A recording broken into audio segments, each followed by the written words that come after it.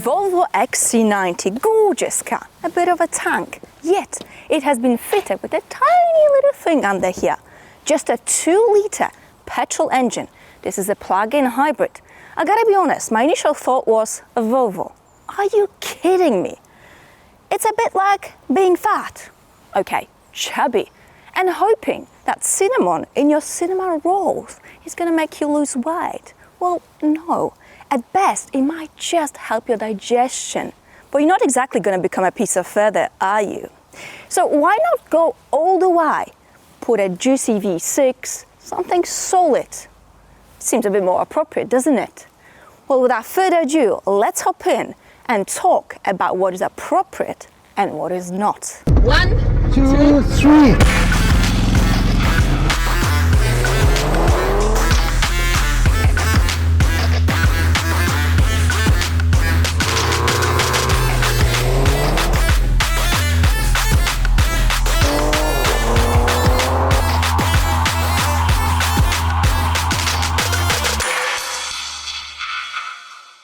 I'm going to launch this gorgeous tank of a car, 2.3 tons plus my body. And I might have had a few too many of those licorice pieces recently, becoming revoltingly fat. Anyway, there's no special procedure, no sport mode, so I'm just going to put my foot on the brake, on the throttle. Come on, let's go, Volvo. Pick it up, Cupcake. It's time. So the top speed is limited to 180 kilometers an hour. A case of chopped wings, perhaps. The declared 0 to 100 is 5.4 seconds, and I am 5.08. Not bad. And you know, the whole thing about limiting the speed to 180 kilometers an hour, some people tell me, Anna, I'm not going to buy a Volvo because of that. It's shameful. Really, tough guy? Where else, other than a German Autobahn, you're gonna drive faster than 180 kilometers an hour? Yeah, you tell me. Look at this. I mean, this is not a small car. 5.08 seconds, 0 to 100. Quite a delight. You are, aren't you? You rise like a phoenix in this car. I like it. Girl, I need you. How many times I wanna yell? 'Cause we could be so complete, baby. Volvo, we meet again. I think I've filmed pretty much all Volvo models, but the XC90, so the time has come. Now, speaking of other Volvo models, I'll put the link to my Volvo playlist somewhere on the screen. Might be worth looking. But how does the XC90 feel to drive? Well, it is comfy, it is very quiet.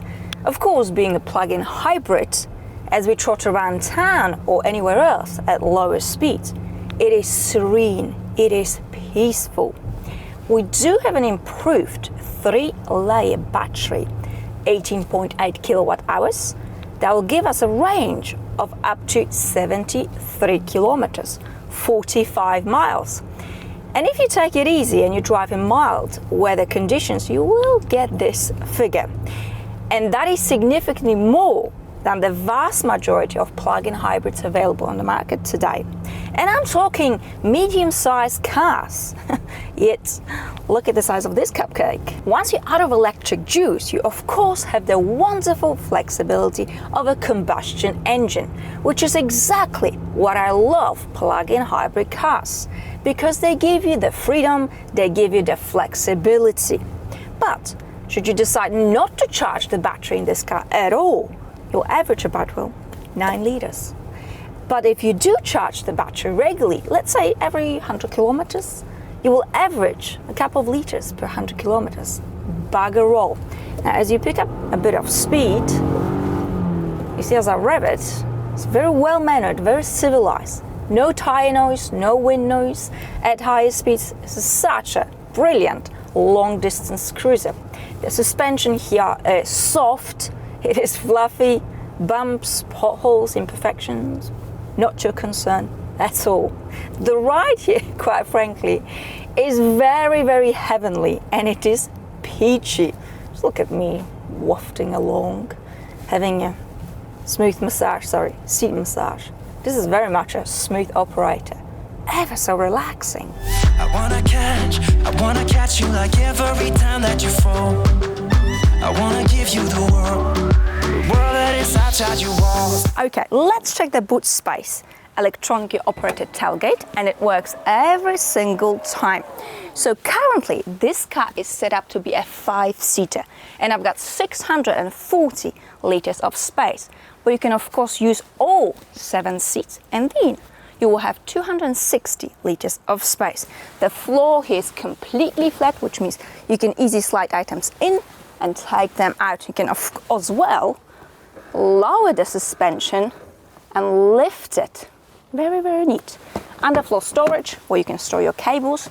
Tidy home is a happy home. And that is enough about the boot space.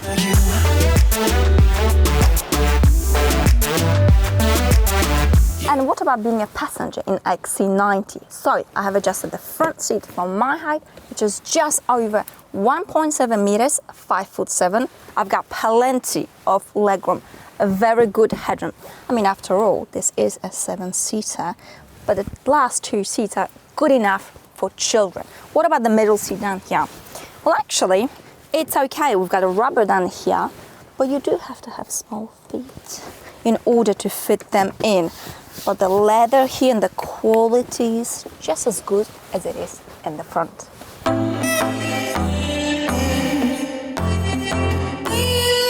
I don't need a hit to believe that I'm living.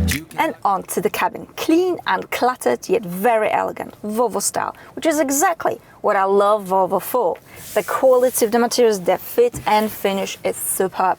These seats are soft, they're comfortable. And this leather is just, I mean, it is gorgeous. You, of course, have seat massage, lumbar support. Now, the color of the interior, black, it's a bit too black, it's a bit too sad. The exterior paint color, pearl white, is gorgeous. I think I'll go for the brown leather, but that's just me. Let's hop into practicality, shall we? Let Volvo test. You can easily fit that in the door bin. You've got plenty of storage space. Plenty of storage space here. Here, very good. Wireless mobile charging, okay. And you can lock this. Tidy home is a happy home, right? Okay, a bit more storage space down here. 2 USB ports, very good. Glove box, so you can open it by pressing this button. It's actually a large size of a glove box. Very, very good. I like the steering wheel. Shortcut buttons, clean and simple layout, Volvo style. Digital driver's display, you can change the layout, but not too much. Volvo keeps it all simple. Bowers and Wilkins speaker, and the sound here is divine.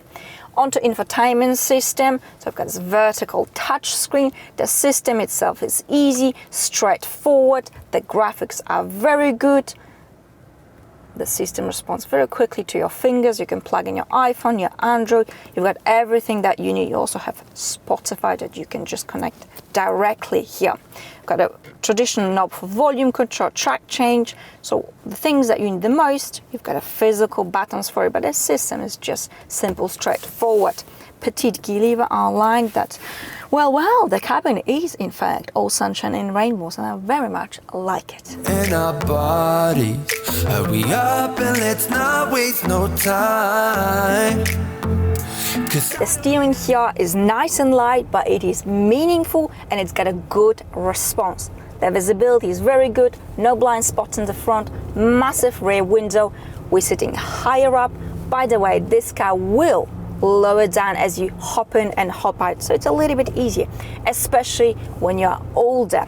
Now, when you take this car on a twisty road, the handling is actually surprisingly good. I mean, sure, the XC90 is not agile like a cat, it's just physics. Look at the size of this car. But it's not an empty vessel, and it's not yet another NAM SUV. This is an all-wheel drive, so we've got plenty of grip. We feel stable, secure, and very much in control of this car. But let's floor it. The total power, 455 horses, 400 Newton meters of torque. I'll tell you what, the throttle pedal isn't mushy. It's very responsive, and the electric motor helps the engine to get it together. We've got an 8-speed automatic gearbox, and It does not ponder, it does not wonder, it doesn't blue sky, it just delivers. You don't think about the change of gears at all. Because imagine if you felt the change of gears in a car like this. I mean, please, that would be the end of the world, wouldn't it? So this car starts from just over £76,000 in the UK, $72,000 in USA. I think it is actually reasonably well priced for a premium 7-seater. But I've got to be honest, when Volvo got bought by Geely, and then they firmly started to move away from bigger engines, and especially in larger cars, I thought, well, that's going to be a disaster. And truth be told, it was a disaster to start with, because these cars were thirsty. Luckily, Volvo has tweaked and rectified a few bits and bobs, and now it actually makes sense. And this car is the sort of manufactured friendship of mutual convenience. The sort that certainly benefits our pockets. Personally, I love this car. It gives you plenty of practicality, plenty of flexibility, and it's blaming posh. I mean, it's nice. What do you think about this car? That's it for today. Thank you so much for watching. I wish you a wonderful day, whatever that you're up to, and I'll see you very, very soon, I hope. Bye. Was a Volvo. Are you kidding me?